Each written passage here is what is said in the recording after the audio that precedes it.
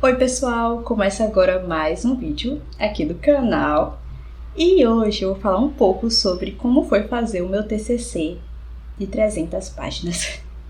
100 e poucas páginas de texto, mais 200 páginas de apêndice, então foi um trabalho bastante demorado, mas que foi feito dentro do prazo, então eu vou contar pra vocês mais ou menos. Eu vou contar pra vocês como foi minha experiência e dicas que foram fundamentais pra mim e que me ajudaram imensamente a passar por esse momento de uma forma um pouco menos difícil, mas ainda assim complicada, mas que deu certo.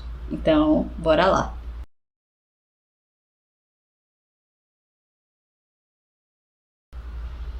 Então, gente, pra quem não me conhece, eu fiz, na verdade, Relações Internacionais na UFES.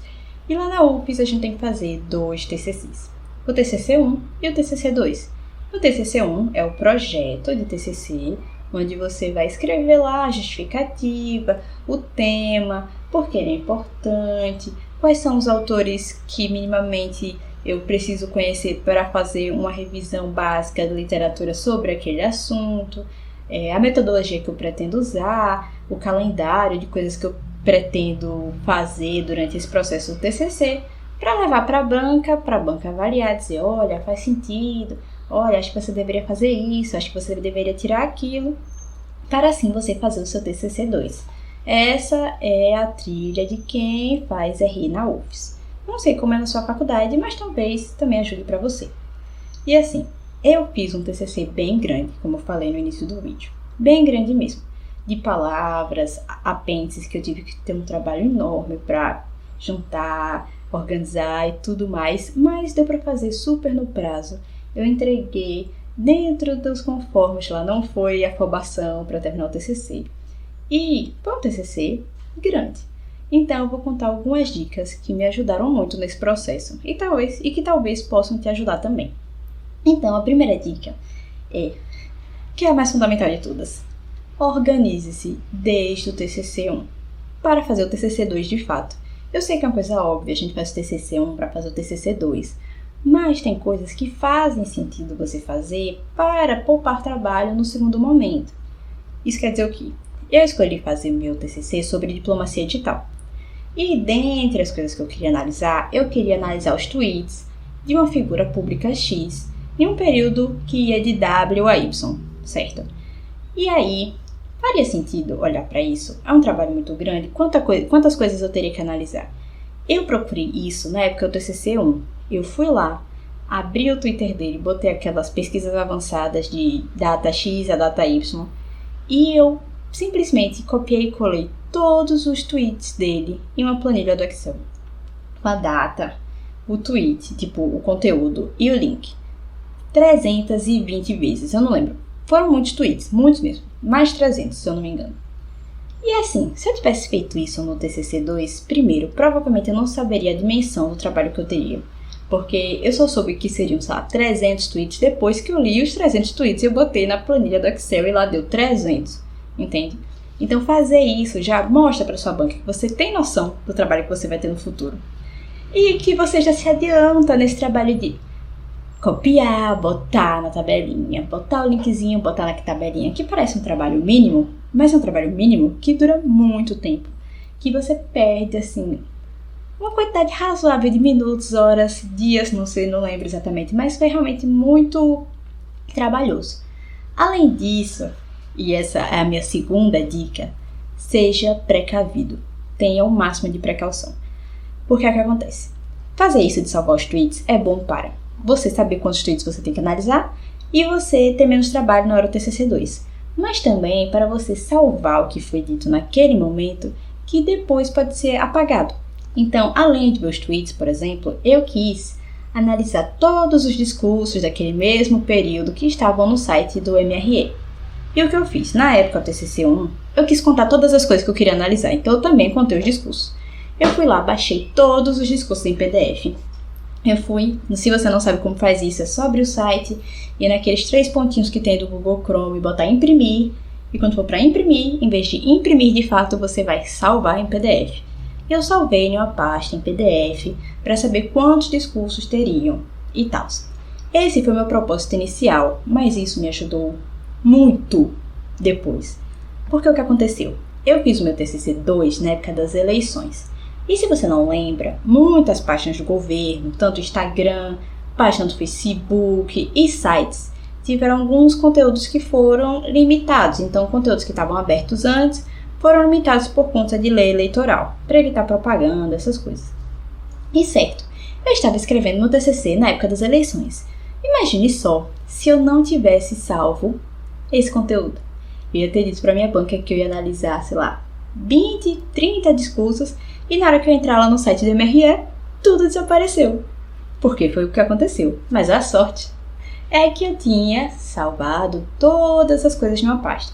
E também sobre salvar coisas. Eu sou uma pessoa que eu gosto muito de garantias, o conteúdo. Então eu salvei tanto em uma pasta no computador, pasta tradicional dessas que a gente tem download, pastas de documentos. Salvei todos os documentos lá. E também salvei nessas nuvens de Drive, Google Drive.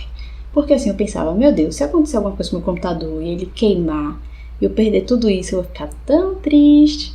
Então eu salvei no Drive. Mas ao mesmo tempo eu pensava, se acontecer alguma coisa no Drive, é bom ter no computador. Então assim, eu tentei deixar salvo no máximo de lugares possíveis. Para assim, se acontecer algum problema com um, tem o outro. Então, vai salvando tudo. Se você viu hoje uma coisa que pode ser importante para o seu trabalho daqui a 6 meses, salve agora. Não deixe para salvar amanhã, salve nesse segundo. Continuando, porque o meu computador travou. Computador não, celular. O ponto 3 é o que? Ele requer muita autodisciplina e realmente é meio complicado. Mas juro, ajuda demais. É escrever todos os dias. Todos os dias. De domingo a domingo. Sério. Desde que eu terminei o TCC-1, acho que 2 semanas depois, eu me dei uma folga, 2 semanas, que eu mereço. Eu merecia, foi no passado. Eu comecei a escrever meu TCC. 2. E é assim. Mesmo que seja só um parágrafo, 2 parágrafos, 1 página, 5 páginas, escreva. Pelo menos isso me ajudou muito. Mesmo que no outro dia eu tivesse escrito 2 parágrafos no sábado e no domingo, eu visse que aqueles 2 parágrafos estavam um lixo e que eu tinha que apagar a maior parte deles, ou uma parte significativa, ou mudar, me ajudava muito, porque, as ideias, pra mim, elas ficam na minha mente, mas elas não são reais até que eu coloque escrito, entende? Então eu posso estar aqui pensando genialmente, e aí tudo se conecta, perfeito. Se eu não escrever, não vai fazer sentido, eu vou esquecer. Eu não vou conseguir me lembrar, não vai nada. Eu posso gravar um áudio, não vai fazer sentido, eu tenho que escrever. Escrever me ajuda porque eu conseguia reler e pensar, vou fazer diferente, às vezes eu posso mudar só uma frase, no final, uma frase que tá ruim, você pode aproveitar tudo, sabe? E aí quando você for olhar, já tem um texto enorme feito. Se você escrever uma página todos os dias, durante 30 dias, eu estou sendo um pouco otimista, ou não, porque às vezes a gente escreve mais que uma página por dia. Você faz 30 páginas. Tem dias que eu escrevia mais de uma página, tem dias que eu escrevia 2 parágrafos. E assim, no final, fazendo um pouquinho em pouquinho, e ajustando em pouquinho, você chega longe. Parece um conselho meio de mãe, assim, essas coisas. Sabe, aquelas coisas, pouquinho em pouquinho, a galinha enche o papo, não lembro a frase. Mas realmente ajuda muito, ajuda demais. E isso foi essencial para que eu pudesse ter fôlego para eu escrever grandes textos e reolhar os dados várias vezes, porque eu fazia todos os dias de uma forma, às vezes fazia o dia todo, às vezes quando era final de semana eu tentava descansar um pouco mais, mas ainda assim eu fazia, criava uma obrigação e até quando você vai escrevendo, você vai praticando, Então, não deixa sua mente, seu corpo paralisado de alguma forma em termos de escrever, então você vai sempre praticando um pouquinho, isso ajuda a ter um pique maior de escrever.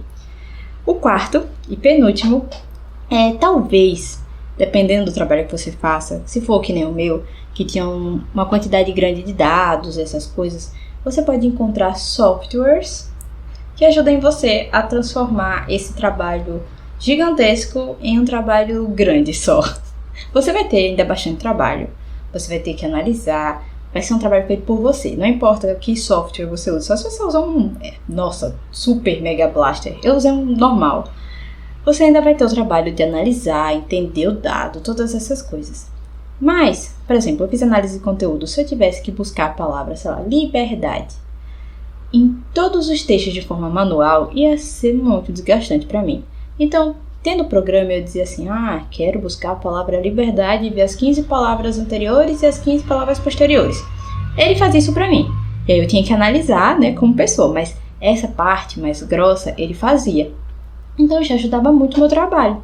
Porque essas pequenininhas coisas que parecem ser só copiar e colar, dá trabalho, gente. Eu falei o negócio do tweet, dá um trabalho da pega. Então, quanto mais você puder evitar esses trabalhos, é melhor. Eu vou dizer o que eu usei, foi o Max QDA. Não é publi, obviamente, né? Não recebo nada pra isso. Eu usei a versão paga, eu paguei, porque a versão gratuita durava, sei lá, um mês. E eu precisava de muito mais tempo para fazer isso. E também porque eu tive que aprender a usar o software.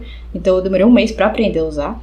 Mas assim, existem outros que são gratuitos, dependendo do que você quer. Então, aquilo que eu falei do TCC1, de você se organizar. Você sabendo mais ou menos o que você quer, você já pode procurar que software pode te ajudar. Se tem que ser uma coisa mais elaborada e você tem que pagar. Ou se pode ser uma coisa gratuita, que você só vai precisar fazer, sei lá, uma nuvem de palavras, sabe?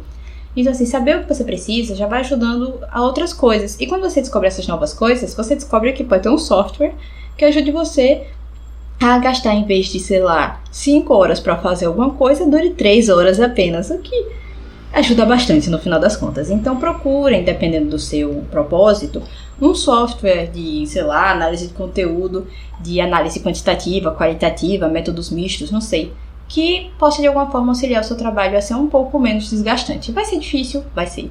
Mas vai ser um pouco menos. Eu juro, ajuda bastante. E por fim, o último, que parece o mais óbvio, mas realmente é essencial. E escute bem o que eu vou falar. Conheça os textos que você vai escrever. Conheça mesmo. Assim, conheça o básico deles. Conheça assim. Esse texto aborda pontos X, Y e Z.